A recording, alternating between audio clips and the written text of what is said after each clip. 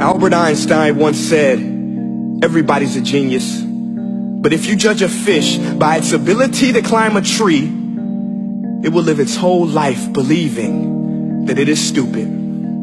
Ladies and gentlemen of the jury, today on trial we have modern day schooling. Glad you could come. Not only does he make fish climb trees, but also makes them climb down and do a 10-mile run. Tell me, school, are you proud of the things you've done? Turning millions of people into robots, do you find that fun? Do you realize how many kids relate to that fish swimming upstream in class, never finding their gifts, thinking they are stupid, believing they are useless? Well, the time has come, no more excuses. I call school to the stand and accuse him of killing creativity, individuality, and being intellectually abusive. He's an ancient institution that has outlived his usage. So, Your Honor, this concludes my opening statement, and if I may present the evidence of my case, I will prove it. Proceed. Exhibit A. Here's a modern day phone. Recognize it? Here's a phone from 150 years ago. Big difference, right? Stay with me. Here's a car from today, and here's a car from 150 years ago. Big difference, right? Well, get this. Here's a classroom of today, and here's a class we used 150 years ago. Now ain't that a shame? In literally more than a century, nothing has changed. Yet you claim to prepare students for the future?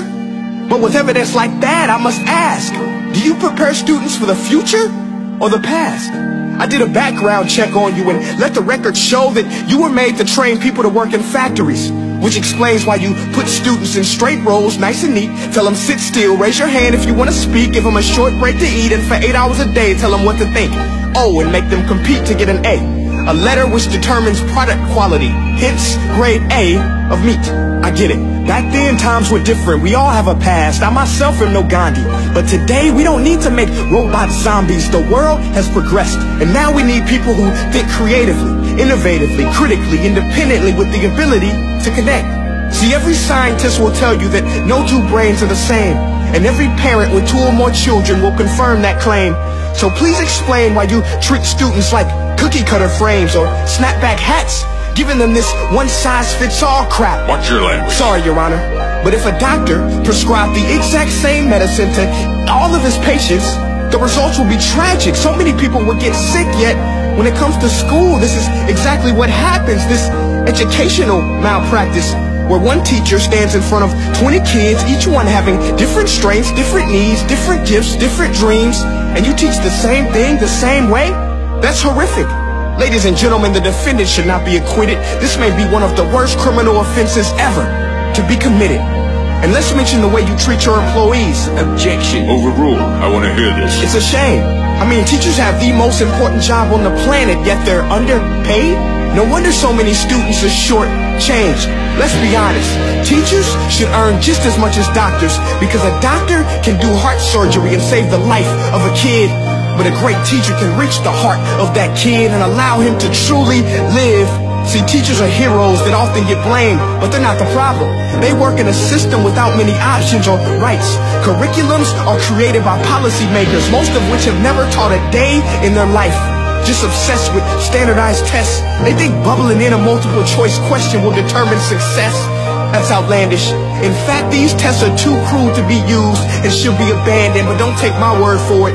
Take Frederick J. Kelly, the man who invented standardized testing, who said, and I quote, "These tests are too cruel to be used and should be abandoned." Ladies and gentlemen of the jury, if we continue down this road, the results will be lethal.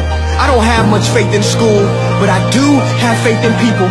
And if we can customize healthcare, cars, and Facebook pages, then it is our duty to do the same for education, to upgrade it, change it, do away with school spirit, because that's useless.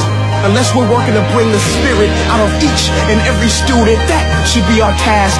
No more Common Core. Instead, let's reach the core of every heart in every class. Sure, math is important, but no more than art or dance. Let's give every gift an equal chance. I know this sounds like a dream, but countries like Finland are doing impressive things. They have shorter school days, teachers make a decent wage, homework is non-existent, and they focus on collaboration instead of competition. But here's the kicker, boys and girls. Their educational system outperforms every other country in the world. Other places like Singapore are succeeding rapidly. Schools like Montessori, programs like Khan Academy. There is no single solution, but let's get moving. Because while students may be 20% of our population, they are 100% of our future. So let's attend to their dreams, and there's no telling what we can achieve. This is a world in which I believe, a world where fish are no longer forced to climb trees. I'll rest my case.